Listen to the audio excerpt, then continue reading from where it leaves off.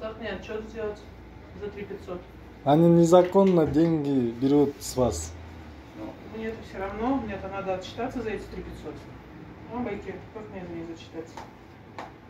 Байке, как мне за эти деньги отчитаться? Потом приедет он в Яловада. Когда? Сегодня.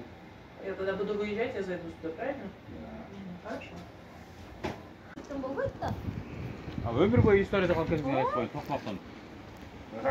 Осы жақтан келді. 23 сентябрь Сарчылык коругуна келген коноктор.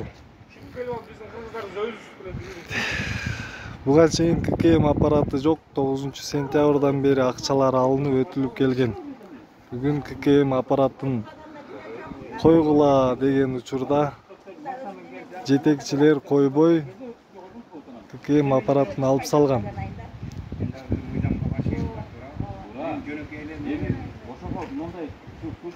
Жоқ, мына қачып алсын. Аны сен тарта тұрған. Неге? Жоқ, мына қачып ал нұрдың. Жашынақай жол. Кенжешке Мына қачып ал дейм. Учпай турайын. Мына қачып ал, мына қачып ал. Жок, мен тартам мен. Жоқ, мына қачып ал.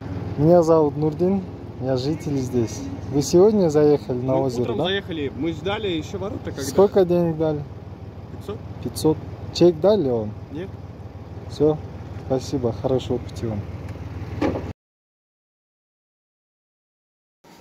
Сейчас кто-то запишу.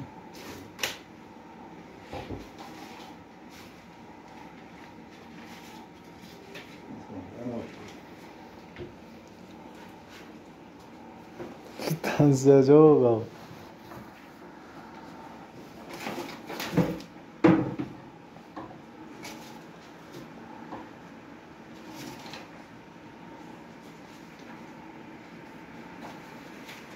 ККМ турса ушу квитанция жарайбы? Ке?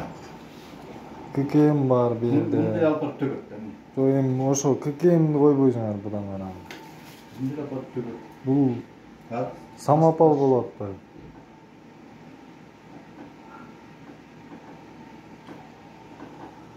Ошентип булар 9 сентябрдан 24 сентябрга чейин Сарчылык көлүнө келген эс алуучулардын акчаларын алып, эч кандай чек бербей келген. 24 сентябрь күнү мына ушундай кагаздан жасалган квитанцияларды даярдап алып келип койгон. Бүгүн 24 сентябрь күнү Жалал Абад шаарынан келген текшерүүчүлөр буга күбө болду. Коруктун кызматкерлеринен тийиштүү түшүнүк каттарды алып, тиешелүү чараларды көрөбүз деп кетти.